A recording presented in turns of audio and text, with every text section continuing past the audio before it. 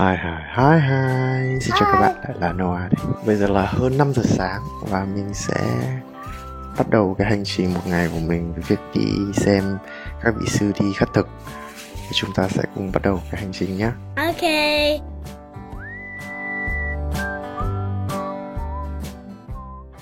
Bây giờ mới hơn 5 giờ sáng nên là gần như chỗ khách sạn của mình là chưa có ai cả. Trời thì vẫn se lạnh nên là thành ra hơi buồn ngủ. Tuy nhiên thì mình nhất định là cần phải tham gia cái lễ khất thực này, cho nên là mình đã hẹn giờ dậy từ rất là sớm.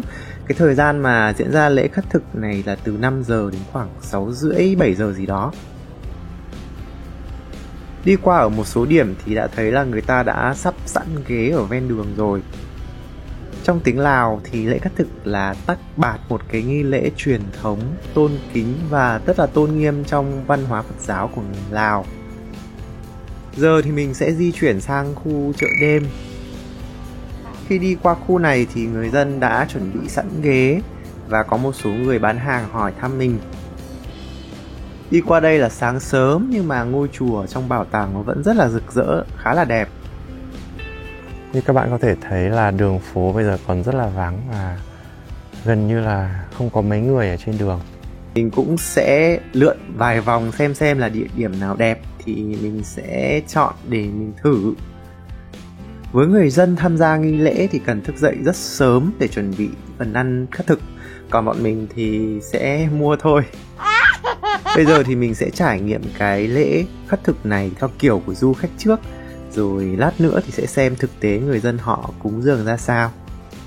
Liệu là cúng dường theo kiểu truyền thống có thực sự giống với những gì mà du khách được trải nghiệm không?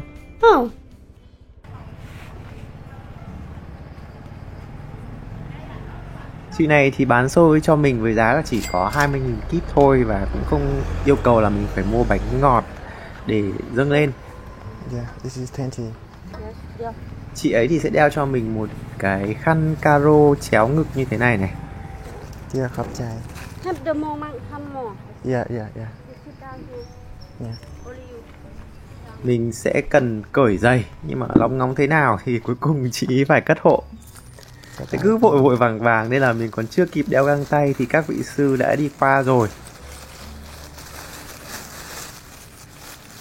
Để ý một chút là các bạn sẽ thấy rằng là tất cả các vị sư thì đều đi chân trần nhé. Thật ra là bởi vì mình chưa quen ấy, cho nên là mấy người đầu tiên thì mình lại cho hơi nhiều.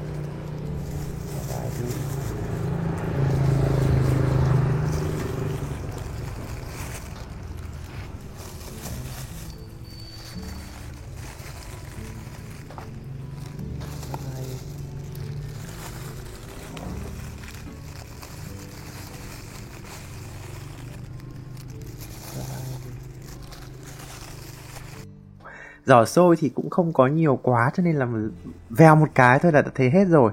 Mà lúc hết xôi thì vẫn không có cái gì để cho ấy, cũng ngại ghê.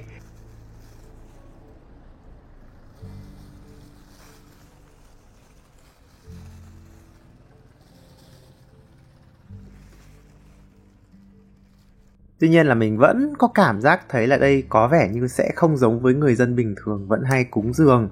Vì thế cho nên là mình sẽ ra khỏi khu này và xem ở các cái khu mà không phải là du lịch ý, thì nó sẽ như thế nào.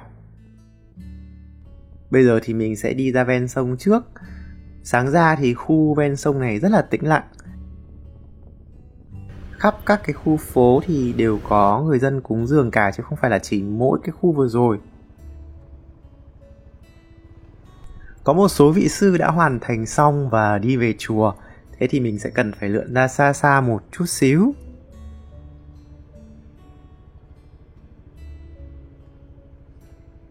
Wow, ở đây có một đoàn các vị sư. Thôi thì mình sẽ đi theo các cái vị sư này vậy.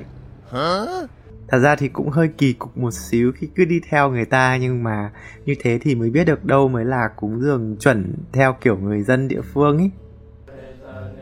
Thì đây mới là cái cách cúng dường chuẩn này. Trước khi cúng dường thì các vị sư sẽ tụng kinh ban phước, và người dân thì rất là cung kính. Họ sẽ rót nước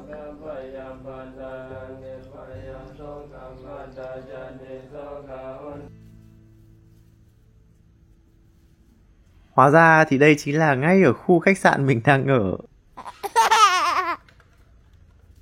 Bây giờ thì là gần 6 giờ rưỡi và trời đã sáng rõ hơn rồi.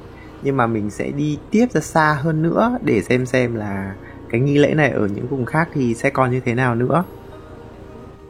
Và rất là bất ngờ, mình gặp một cái đoàn các vị sư này rất là đông luôn ấy. Mình nghĩ chắc cũng phải tới cả 100 vị sư quá.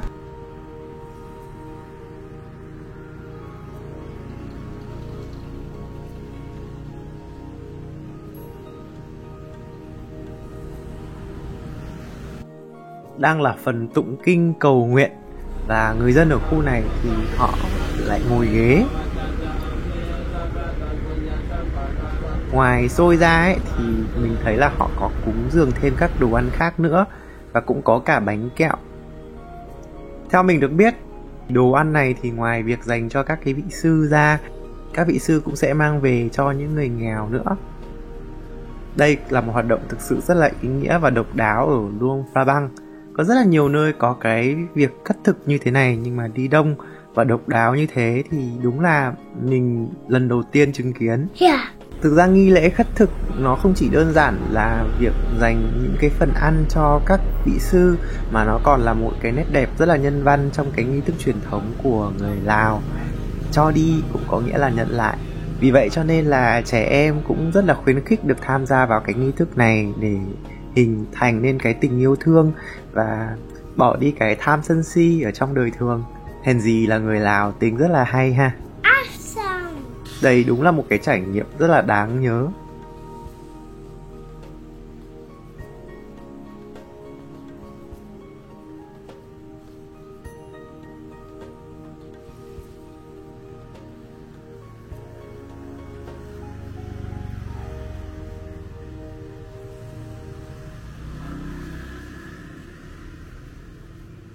Để tận dụng được tối đa cái xe máy trước khi mà trả thì bây giờ mới có chưa tới 7 rưỡi, cho nên là mình sẽ kết hợp để mình đi chợ sáng.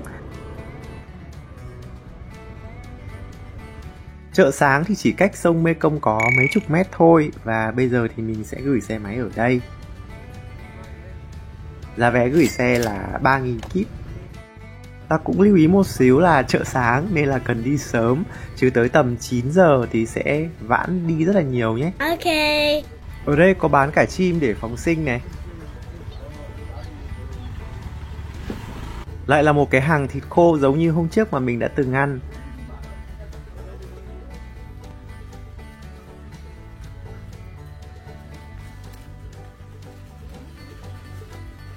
Có rất là nhiều đồ khô và các loại bánh khác nhau. Các bạn hoàn toàn có thể mua về để làm quà nhé. Cái đó là có một cái loại bánh mà nhìn như bánh chưng của mình ấy. Và một đặc sản không thể thiếu ở bất cứ nơi đâu của người Lào, đồ nướng.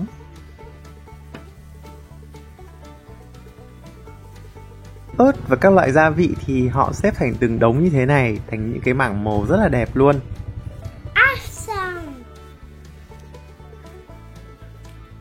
Đây chính là dong rêu của sông Mekong này.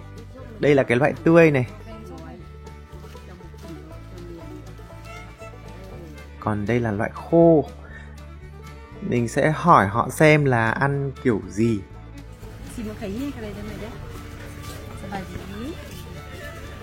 So we eat this with sticky rice. Cái này thì sẽ ăn với cả là xôi. Và mình sẽ ăn cái này với cái này. Chị ấy cho mình ăn thử với xôi trước, ăn khá là ngon. Đây là mình mua một ít xôi với dong rêu của sông Mekong này. Giá là 30.000 kíp.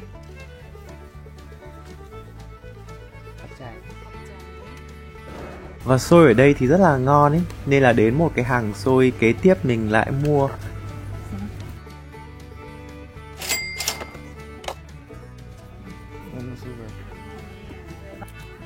Và mua thêm một ít bánh nữa để làm quà. Ở đây còn bán cả da trâu, một đặc sản rất là đặc trưng của người Lào. Họ cũng có bán cả bánh cuốn nữa. Hoa này được kết để mọi người đi lễ chùa này. Chợ còn rất nhiều món lạ nữa đáng để thử nhé. Nhưng mà bây giờ thì bọn mình phải đi về thôi. Về tới khách sạn một cái là chú chó này nó mừng như kiểu mình là chủ của nó luôn ấy. Nhưng mà nó đùa hơi dai. Mình đã về tới khách sạn và bây giờ mình sẽ ăn thử xôi và xong. Cái rong rêu này nó hơi tanh ấy, nên là không phải ai cũng hợp, nhưng mà mình thì lại thích. Bây giờ thì mình sẽ đi sang tới một khách sạn tiếp theo. Mình nhờ khách sạn book taxi. Cái chi phí của cái chuyến đi này là khoảng tầm 80.000 kíp. Lý do mình chuyển khách sạn là bởi vì mình muốn trải nghiệm được nhiều nơi ở Luang Prabang. Chứ cái khách sạn vừa rồi thì ở rất là ổn luôn, rất là thích ấy. Chủ thì lại là người Việt nữa. Bây giờ thì mình đã tới khách sạn tiếp theo, tên là Villa Mira Heritage.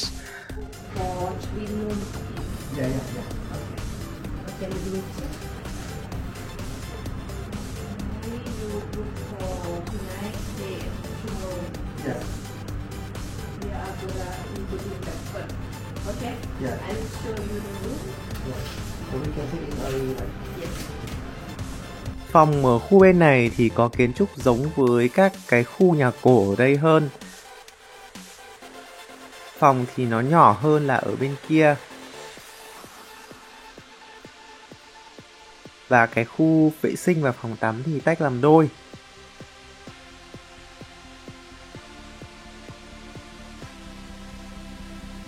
Đúng là bây giờ đang là mùa mưa có khác, họ cũng đã chu đáo chuẩn bị sẵn 2 cái ô cho khách. A few moments later. Sau khi ngủ ngất tới gần 4 giờ thì bọn mình mới lên đường để đi khám phá xung quanh. Khu khách sạn này thì là rất là gần sông Mekong và khu chợ đêm. Thực ra chính xác thì là nó nằm trên cái khu giao giữa hai dòng sông là Nậm Khan và Mekong. Bây giờ mình sẽ đến một cái điểm đầu tiên được mệnh danh là một trong những ngôi chùa cổ và đẹp nhất xứ Triệu Voi, đó chính là chùa Siêng Thông. Giá vé vào chùa là 20.000 kíp.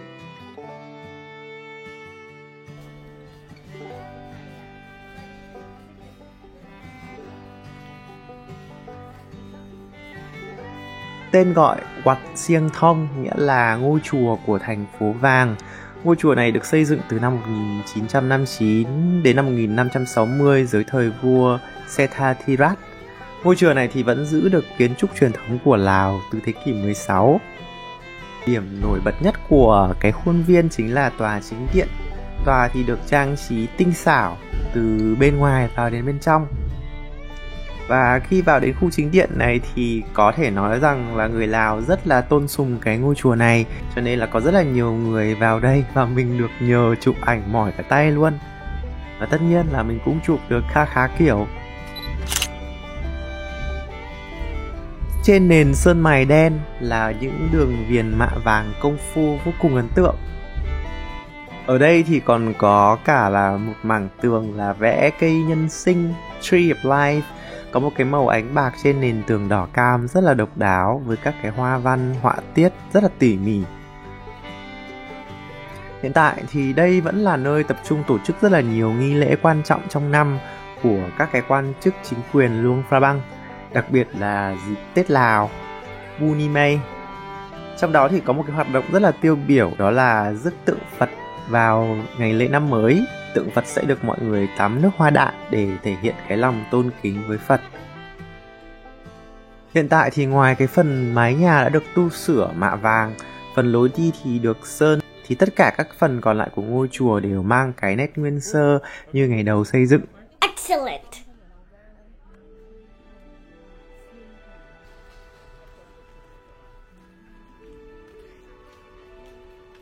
Ở đây có một cái ngôi đền nhỏ lưu giữ cỗ xe gỗ của hoàng gia. Bên trong còn có rất là nhiều tượng Phật, rất là đẹp luôn. Khu này thì có các cái vị sư đang tập cho cái lễ nhạc, họ tập luyện khá là tập trung luôn. Đúng là cái gì thì cũng cần luyện tập kỳ công cả.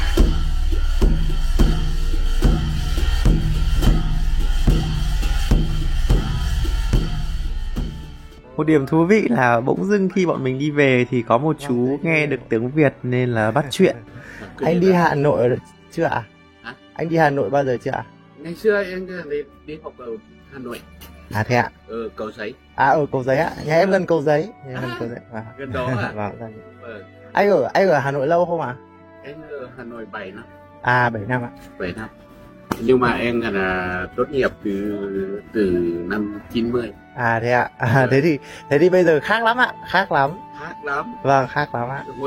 Hồi kia em đi thì tuột chỉ có xe đạp nhiều. Vâng, bây giờ thì xe máy nhiều ạ. Bây giờ thêm xe máy, ô tô cái gì. Ô tô thì ở đây nhiều hơn đấy ạ. Đây thôi, chào anh ạ. Dạ. Đúng là người Lào có rất là nhiều người sang Việt Nam mình du học nên là rất là quý người Việt. Gần đó thì lại là một ngôi chùa khác có tên là Wat Siri Mongkon Sayam. Có điều là giờ này thì chùa đã đóng cửa rồi nên là sảnh chính thì sẽ không vào được. Ngôi chùa này cũng khá là cổ kính.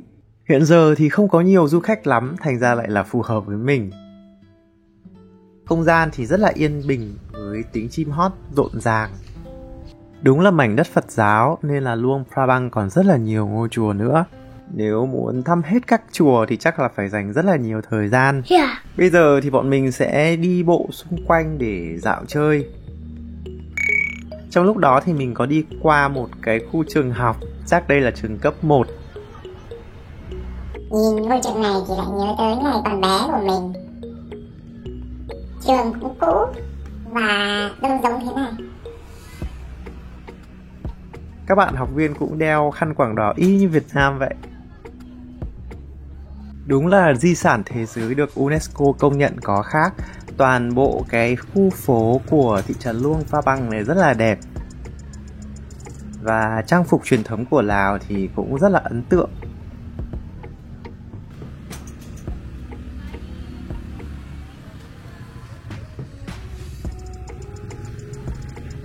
Và mình có ghé tạt vào cái quán này để uống sinh tố, khá là ngon nhé.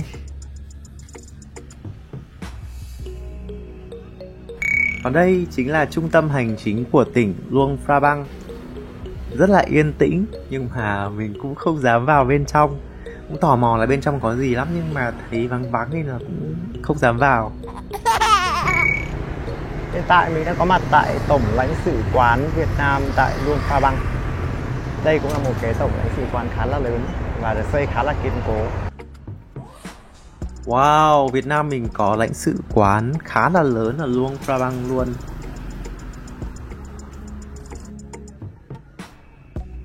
Nhìn màu cờ sắc áo nước mình ở nước bạn, thấy cũng vui vui. Còn đây chính là Thạt Luang Park. Ở đây cũng có một chợ đêm nữa. Công viên Thạt Luang này thì có vẻ nhộn nhịp hơn và phù hợp với người trẻ. Từ xa thì đã nghe thấy tiếng nhạc rất là sập sình rồi.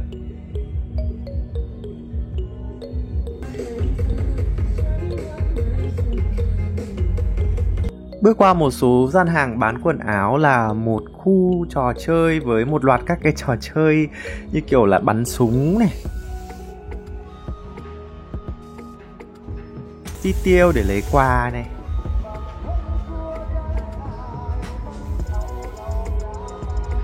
bắn để lấy thú bông này, khá là nhiều những cái chiêu trò kiểu bắn rồi là ném. Sau khi mà ngó một hồi thì bọn mình cũng sẽ đi bộ đi về. Hoàng hôn trên đoạn đường đi về cũng siêu đẹp luôn.